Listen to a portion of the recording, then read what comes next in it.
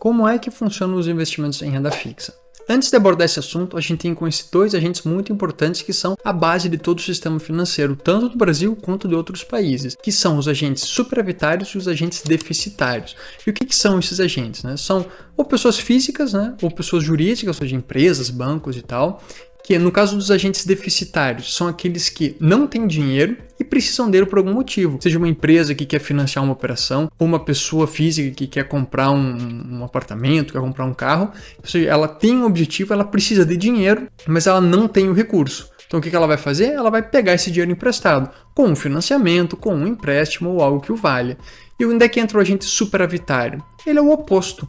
Ele é aquela pessoa ou empresa que não precisa do recurso e tem sobrando, ou seja, ele tem dinheiro em caixa. E o que eles podem fazer ali entre agentes superavitários e agentes deficitários? Sanar a dificuldade do outro. Ou seja, o agente deficitário precisa de dinheiro e não tem.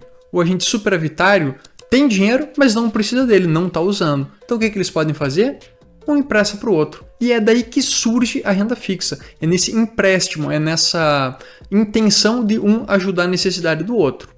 Ok, isso eu entendi. Só não ficou claro para mim porque cargas d'água, o agente superavitário que tem dinheiro vai emprestar para o agente deficitário. Ele vai fazer isso só porque é bonzinho? Não é só para a bondade do coração e para viver uma vida virtuosa que o agente superavitário vai emprestar para o agente deficitário. Ele faz isso por uma recompensa. E qual que é essa recompensa? São os juros, o famoso juro composto que ele vai receber. Então ele vai emprestar R$1.000, R$2.000 esse ano para talvez ano que vem receber 3 ou 4.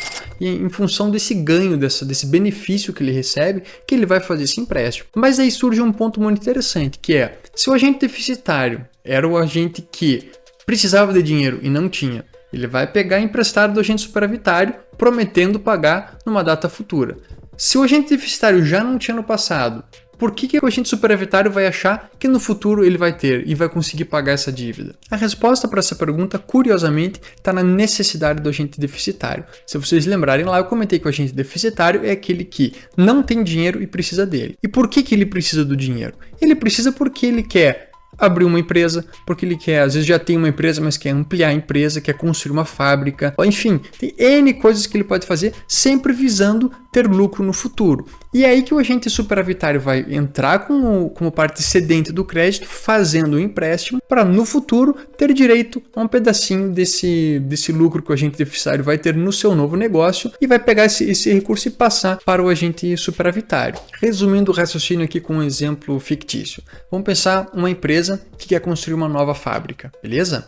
E ela precisa de dinheiro para financiar essa operação. O que ela pode fazer? Abrir essa dívida no mercado e os investidores que têm dinheiro e querem investir vão emprestar para ela, beleza? E o que eles vão ganhar em troca? Uma promessa de pagamento no futuro em um valor maior do que eles emprestaram no presente, em função dos juros. E o que é o título de renda fixa? É esse contrato de empréstimo. Então, o título de renda fixa é um contrato de empréstimo em que um agente, seja um investidor pessoa física, por exemplo, empresta dinheiro para uma empresa, por exemplo, e vai receber no futuro um valor pré-determinado. E tudo isso está determinado no contrato. Duas coisas interessantes para a gente notar aqui. Como o agente deficitário, que pegou o dinheiro emprestado, promete o pagamento em uma data futura, obviamente, nessa data futura, ele tem que ter o dinheiro para poder devolver para os agentes superavitários.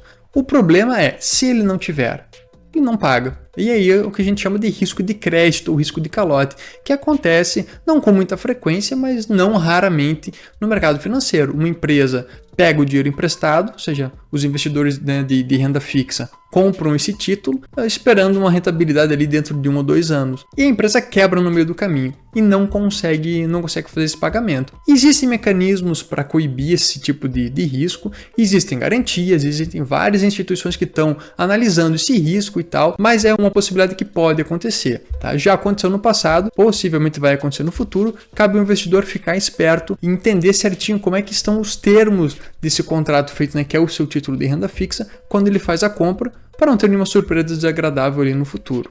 O outro ponto interessante para a gente analisar é quanto e quando o investidor vai receber o seu recurso de volta.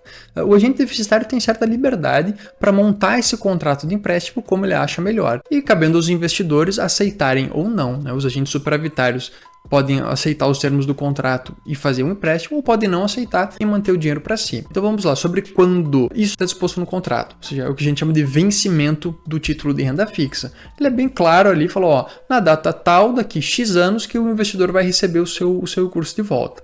Sobre quanto que o investidor vai receber, ou seja, o investidor aqui eu digo o agente superavitário, né? São a mesma coisa.